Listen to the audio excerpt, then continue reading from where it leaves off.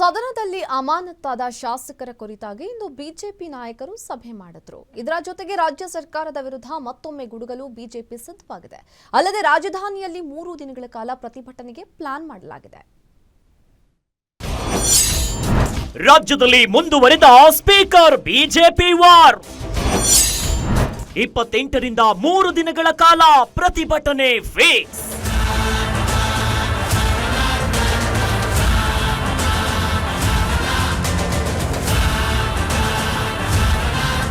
ವಿಧಾನಸಭೆಯಲ್ಲಿ ಅಂದು honey trap ವಿಚಾರಕ್ಕೆ ವಿಧಾನಸಭೆಯಲ್ಲೇ ಸಚಿವರು ರೊಚ್ಚಿಗೆದ್ದಿದ್ರು.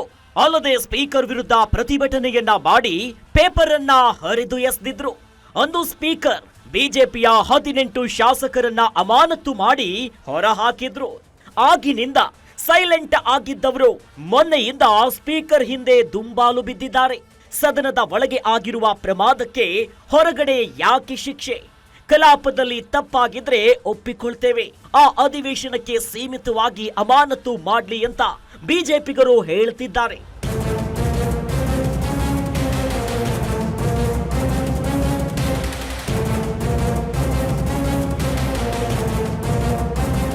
ಇದೇ ವಿಚಾರಕ್ಕೆ ಸ್ಪೀಕರ್ಗೆ ಮತ್ತೊಮ್ಮೆ ಕರೆ ಮಾಡಿ ಮಾತನಾಡಿದ್ದಾರೆ. ಕಾನೂನು ಸಚಿವ ಎಚ್.ಕೆ. ಪಾಟೀಲ್ಗೂ ಕರೆ ಮಾಡಿ ಮಾತನಾಡಿದ್ದಾರೆ. ಸ್ಪೀಕರ್ ಆದೇಶ ವಾಪಸ್ ಪಡಿಬೇಕು, ಇದು ಸರಿಯಾದ ನಡೆಯಲ್ಲ ಅಂತ ಹೇಳಿದ್ದಾರೆ.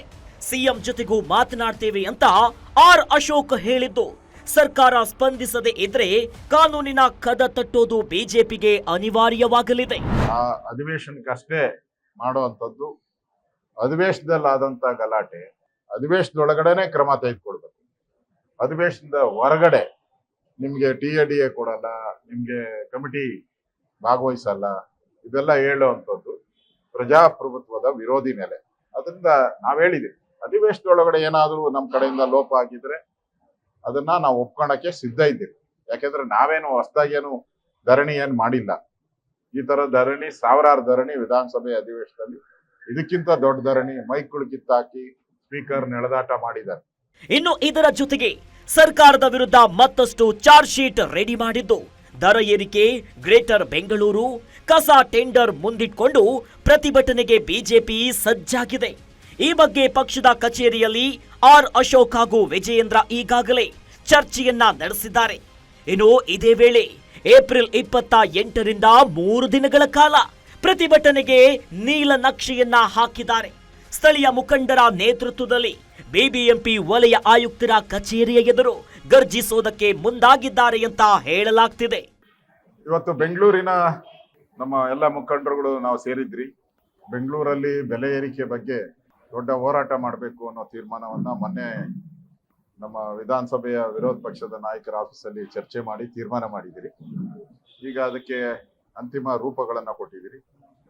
ಎಲ್ಲ ಝೋನಲ್ ಕಮಿಷನರ್ ಆಫೀಸ್ ಹತ್ರ ಸುಮಾರು 3 ದಿನಗಳ ಕಾಲ ಬೇರೆ ಬೇರೆ ಡೇಟ್ ಅಲ್ಲಿ ಒಂದು ಹೋರಾಟವನ್ನ ನಾವು ಮಾಡ್ತೇವೆ. ಎಷ್ಟೇ ಮನವಿ ಮಾಡಿದ್ರು ಸ್ಪೀಕರ್ ಯುಟಿ ಖಾದರ್ ಮಾತ್ರ ಬಿಜೆಪಿ ನಾಯಕರ ಮೇಲೆ ಕರುಣೆ ತೋರಿಸ್ತಿಲ್ಲ. ಕಾನೂನು ಹೋರಾಟ ಬೇಡ, ಸದನದಲ್ಲೇ ಬಗೆಹರಿಸಿಕೊಳ್ಳೋಣ ಎಂದುಕೊಂಡಿದ್ದ ಬಿಜೆಪಿ ಈಗ ಕೋರ್ಟ್ ಮೊರೆ ಹೋಗುವ ಸೂಚನೆ ನೀಡಿದ್ದಾರೆ.